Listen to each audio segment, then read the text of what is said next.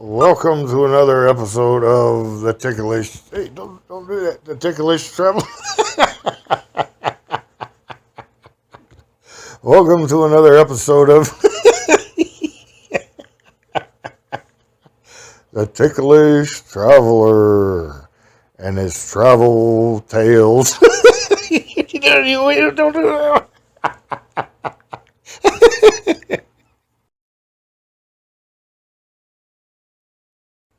Buonasera, everybody. Romania. I was living there after a while, and I got bored. Really bored. Walking down the same cobble streets day after day. And my girlfriend had a couple of days off, and she was bored with work. So I grabbed her and I said, come on, Haida, let's go. Where are we going? I said, Haida, come on. So it was a little town. We started walking. We walked an hour or so out of town, and here comes the bus. And what you do over there, you just wave. There's no stations, you just wave, and you get on the bus. And those local village people sitting there, and they got bags of potatoes sitting on their lap, and some of them have chickens and dogs, and a little gypsy kid crying with tears on his cheek. We took that shaky bus on that dirt road about an hour out of town, and then we jumped on an empty train. And the whole time she's giving me, where are we going? We're almost there. Never mind. Just sit down. We jumped off in the middle of nowhere. There was just a field on one side and a big mountain on the other. And I threw my arms up in the air. I go, we made it, honey. Here we are. She's hitting me on my arm, yelling at me and stomping her foot on the ground. Was skinny little local kid walked by. He looked like Richard Rickover, Beaver Cleaver's friend. This skinny little local boy was laughing at us. Well, my girlfriend and him started chatting, and he says, come on. I'll show you around my village. We walked up this hill. It was a steep hill. It took us half an hour or so. It was a pleasant day. It was early fall. And we dipped down into this village, and it was hidden from the world. Hey, Tika, hey, Chafachan. Everybody was greeting them, and these guys with these, sports jackets on, and these rough-looking hands, these little skinny benches outside these big, tall gates. Well, he was talking to everybody. Sit down, and the coffee and all that, and the wine. And we made our way to his sister's house. And he asked the sister, these two, they're pretty far from home. Can they stay the night? And she shook her head. She was real sorry, and she put her hand on my girlfriend's hand and tapped. She said, please forgive me. I'm doing remodeling. And Tika says, he had this real squeaky voice, this skinny little boy, and he took us to his parents' house. Jaku, his dad, yeah, they can stay, and he was so happy, to have guests. They were very, very kind people. Their backyard, it was small and manicured, and we sat back there. And he starts barbecuing the chicken real slow like. I even smoked a cigarette with him. And he had that homemade wine. And the side of his yard, it was just a mountain. It just went straight up. And the little trickle of water that was coming down. And you could drink the water. It was real sweet and natural. We had an enjoyable evening. The blankets were real scratchy and the bed was skinny. And I remember looking out the window. It was real late then. And I had a little skinny bed. And Denisa had the skinny bed next to me. And I looked over at her and I said, I don't feel right. And she said, I don't either. I said, we didn't bring a damn thing. And she said, I know. We didn't know we were going to, stay the night. I said, leave them some money on the table in the morning. Don't tell them because they won't take it. She said, yeah, yeah. So, of course, the next morning, Mr. Jakey, Tika's dad, showed us around the village. And we were picking berries, and I jumped in the creek a little bit, got my feet wet. And he was introducing us around all these locals. These ladies were sitting out on the bench doing their crochet. They're sewing, and they had the old black on. They were smiling with no teeth. And sat down next to them. They were glad to meet me. Very, very kind, the villages. But the geese over there, the geese were not kind. Well, we ended up being friends with these people. We came back. Denise arranged it for us to come back the next Friday. And when we came back, we were more prepared. We had a wheel of bread about the size of a birthday cake. We had a big brick of cheese. And we got along real well with these people. We'd walk around the village, and then we started meeting more and more of the villagers, and we go in and eat lunch with them. Well, after a month or so, we went, one Friday, like we normally did. My girlfriend had a couple of days off. So we went over there to this Romanian village. Where's Tika? Tika Francia. He sold his cow that he had in the neighbor's barn, and he took off and went to France in the back of a van with a bunch of his buddies. And we were in shock. We didn't know, that he even had a cow. Oh, he sold it. And his dad was real proud of him. Tika, my little boy's in France. We went back the next week, and he had already returned. He said that they were all in one room, and that everybody was very smelly, and guys were passing gas, and one guy vomited, and he got scared and lonely for home, and I think he just stayed 2 nights there in France, and then he came back, and he was real sad. When we returned, he was just looking out the window. So we took him for a little walk, and there were some gypsies, and they're having a wedding. So we took him, marched in the gypsy wedding with Tika, and we perked him up a little bit, and they had that Davy Boone kind of thing that you drink the wine out of, and the gypsies were squeezing the wine in his mouth, and me and Denise had a little bit of wine. So Tika, he perked up, and he was smiling again, and it was fun to see a friend of ours that was happy again. We had a good time just walking around that village. And if you ever get a chance to go to Romania, I would highly suggest it. They're very hospitable people, like the Greeks and Serbs. And a lot of the people in Europe, if you go to a village, they're going to be hospitable. And they're going to give you food. I just reminding you, just bring a little bit of something with you. Don't come empty-handed. Even if you have to bring a couple of candy bars or something. You know what I mean? So you can offer something to these village people, because it's what you should be doing. Okay, everybody. I hope you enjoyed this. Hey, zdravo, everybody. Zdravo. Okay, back in the 80s in Fresno, California, there was this big, tall, warty, storky of an old blue-haired broad name of Millie Angelic.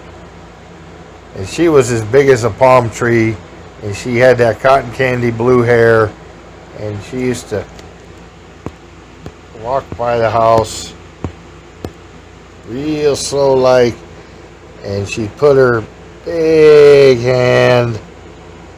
big Wilt Chamberlain hand over her eyes and stare into my mom's house. Well, one day, a little Mamir shows up.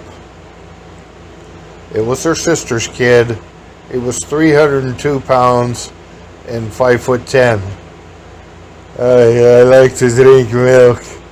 I like candy. Okay, so me and Mamir, we'd sit around and eat milk and drink candy, and we had a jolly good time. He'd go out there and do some yard work for my ma.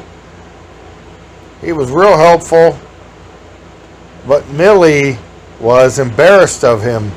Her sister's kid, I guess we were both in our late 20s, and we used to shoot buckets of basketball and everything, and just walk around and talk and laugh and have a good time. Well, Millie, who just lived down the road from my mom, made Mamir walk to school, and it was over 5 miles to school, and on top of that she bought him some brand new shoes. It was very bad. It hurt. Oh, man, he'd take his shoes off. He had these blisters on there as big as golf balls. Oh man, his fat feet. Oh man, it was like a cartoon or something. As don't tell Millie, today I take bus to school. So we drink a little more milk and do a little more yard work. Well, Mamir was not a citizen of America, and Millie and Jelich would not sign for him. Neither would her son, who owned 2 hotels in a different state, and her other son, who owned some restaurants. Nobody would sign for this baby Huey looking guy because he was an embarrassment to him. This is just hard to believe. It's really hard to believe. Well, me and Mamir, we kept in contact with one another by way of mailbox. It was back in the day when people still wrote letters to one another. So when I went into Europe on one of my early trips, I made my way down to Macedonia, and we were downtown, and this is just a small, spooky, dark town. There was broken windows on all the places and big cracks in the walls, and I remembered rain and everything get flooded, and there was just all kinds of debris floating in the streets. Man, everybody was really poor. Oh man. So one evening there in Macedonia, southern Macedonia, we weren't not far from the Greek border, in a little small dark, if you even call it a town, there was no lights anywhere. Hardly anybody had a car. There was horses walking around, and carts and gypsies and broken bottles. Well, Mamir, this particular night, it was a mid-October cool evening, he puts on a white shirt, and he put on some dress pants and his real nice shoes, and he was shining them up, and I put on the button shirt I had, and I slicked up as best I could, and we walked across town, me and Mamir. We got to his sister's place, and I did not know what was up. Mamir, he spoke English, and he's just giggling. Oh,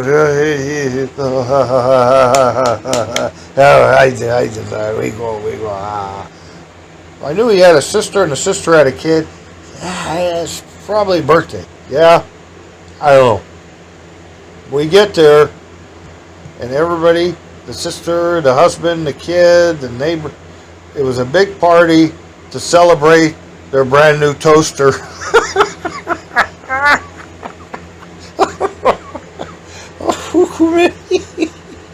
Man, they were celebrating, and man, it was like a little kid's first birthday, or grandpa's 100th birthday, or the World Cup victory. Man, oh man, they were drinking wine, and oh my god.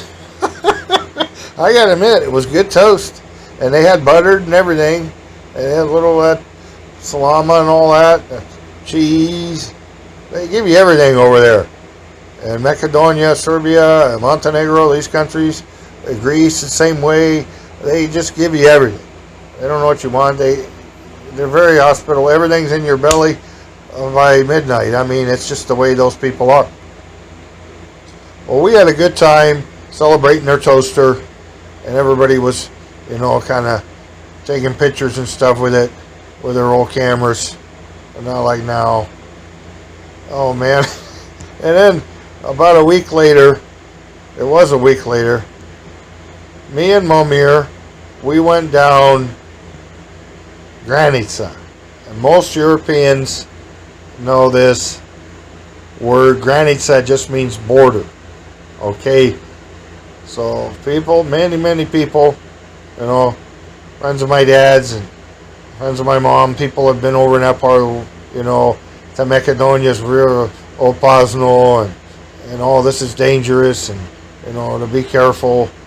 Well, me and Momir got to the border. He was just, even bigger than when he got kicked out of America. Oh, by the way, when they kicked him out of America, man, it was a bad deal. I heard all kinds of different stories. They had to feed him full of pills and knock him out. And, some people told me he got handcuffed and they put him in some kind of a hospital or something, and he escaped, and then they got him again. I don't know. There's a lot of different stories about that. So he wasn't too happy to go back to Macedonia where you make $1 a month and all that kind of stuff. So anyway, here me and him are, my friend Momir, going into Greece from Macedonia, and it's a very dangerous crossing because there's a lot of corruption there with the officials on the Macedonia side. All right, and it's a country now. There's no more Yugoslavia, and I believe there's even a northern Macedonia. It's just a mess. So anyway, here we are at the border, this very dangerous border, and Momir disappears for over 20 minutes, and I'm sitting in this little ratty old car. I don't know where he is. I have no. Here he comes. He's got his arm around the guard. They're sitting there smoking cigarettes and laughing. That is very important. I must buy man candy. I don't know what candy, so he takes me to give me candy. Here's a dangerous crossing. My friend was forced to eat half a candy bar, so he knew what kind of. Is that I already know what kind of candy but I need to eat some. I trick him. Oh man, the fun I had over there.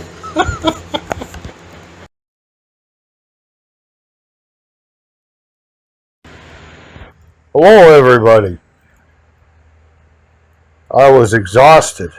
Just completely exhausted. It was early September and a warm, calm, quiet, balmy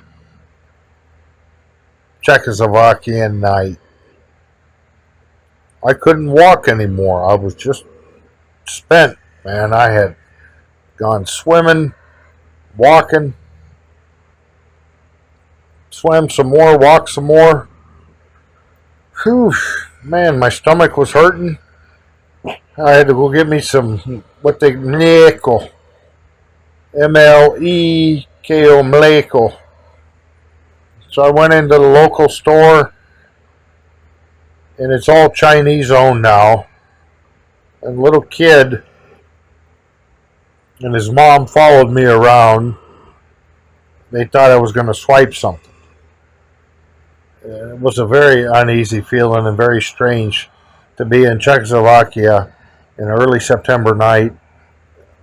It was so hot, and I was tired, and it was the only store anywhere on them long cement building filled streets. So I grabbed that mleko, and I remember sitting on a wall, and there was hardly anybody out. There was a couple of drunkards wibbled by, and they were singing and arm in arm. It went by, and then the streets were just about empty. And I seen this young fella going through the trash can. He found him some donuts. He slowly approached me on a dark street, and I was sitting on the wall. Dobry wieczór. Oi. I said dobry wieczór, and he said hi. It was kind of funny. Hey, would you like donut? Sure. Would you like milk? Sure. I remember sitting there on a wall and eating a freshly found donut from the dumpster. It was chocolate. It still had flavor to it. And that milk we were drinking was good and cold. And that guy took a big chug out of that milk. He was really thirsty. He was a young guy, early 20s, skinny little guy.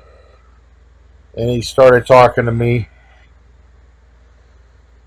about the Doors. I said, yeah, sure I like them. So he broke out in the song. I joined in, and we sang a couple of Doors songs starring Jim Morrison. If anybody remembers them, I'm sure they do. He gave me another donut, and I remember his name was Michael. And I gave him another chug of milk, and we talked a little bit about nothing. And then we sang another song so loudly that we woke up the old lady in the building across the street. The light came on, the heavy window rolled up. Yes, there was somebody over the street. All right, he says. So we went around the corner and we found a few more goodies. I walked around with this fella for about an hour or so, and we were singing and waking up all the people in the neighborhood and finding food like alley cats. And by that time, the milk was gone, and I was completely exhausted. So I bid this guy a la noche, and I hope you like this story. Lovely lives! My lovely lives!